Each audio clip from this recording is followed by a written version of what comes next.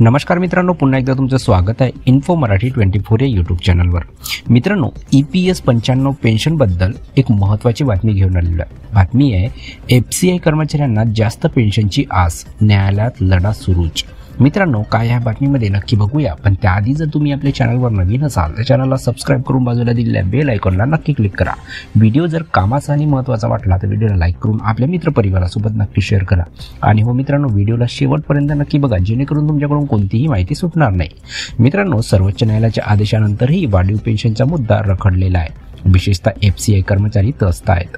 सरकारी आणि कर्मचारी भविष्य निर्वाह निधी संघटना म्हणजे EPFO याच्या विरुद्धच्या असंतोषाची पातळी इतकी आहे की सर्वत्र संताप दिसून येतो आहे। EPS 95 पेन्शन राष्ट्रीय संघर्ष समिती रायपूरचे अध्यक्ष आणि माजी FCI कर्मचारी अनिल कुमार नामदेव यांनी व्यवस्थेवर प्रश्न उपस्थित केले।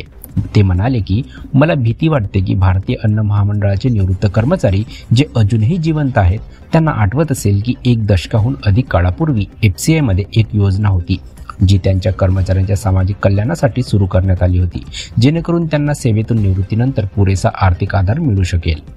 जरी नाव स्वयंपरिभाषित योगदान पेन्शन सूचित करते, परंतु ते प्रत्यक्षात वार्षिक आधारित व्यवस्था नव्हती आणि होती। नंतर ही योजना यशस्वी झाली नाही आणि ती रद्द करण्यात आली।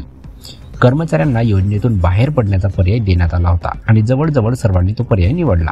त्या बदल्यात 10+2% रक्कम परत करण्यात आली। DPE मार्गदर्शक तत्वानुसार इतर सार्वजनिक क्षेत्रातील उपक्रमांच्या बाबतीत केल्याप्रमाणे ही योजना 1 डिसेंबर 2008 पासून लागू न होता 1 जानेवारी 2007 पासून लागू करणे आवश्यक होते असे आढळून आले। ही वस्तुस्थिती जाणून घेतल्यानंतर काही कर्मचारी संघटनेने 1 जानेवारी 2007 पासून दुरुस्ती लागू करण्याची मागणी केली होती। असे समजते की व्यवस्थापनाने BODच्या मान्यतेने आवश्यक ऑर्डरसाठी प्रस्तावाची शिफारस करण्यासाठी खूप पूर्वी मंत्रालयाकडे संपर्क साधला होता, परंतु आजपर्यंत कोणताही निर्णय होऊ शकला नाही। आमचे कायदेशीर पैसे 1 जानेवारी 2007 पासून FCI व्यवस्थापनाकडे आहेत।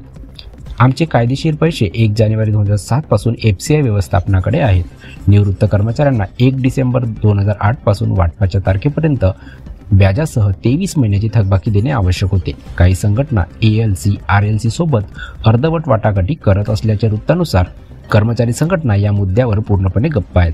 ही एक दीर्घकाळ घेणारी प्रक्रिया आहे आणि सक्षम न्यायालयात रीट कार्यवाही हाच एक यावर उपाय आहे। ही चांगली माहिती असल्याने ते फक्त औपचारिकता पाळत आहेत।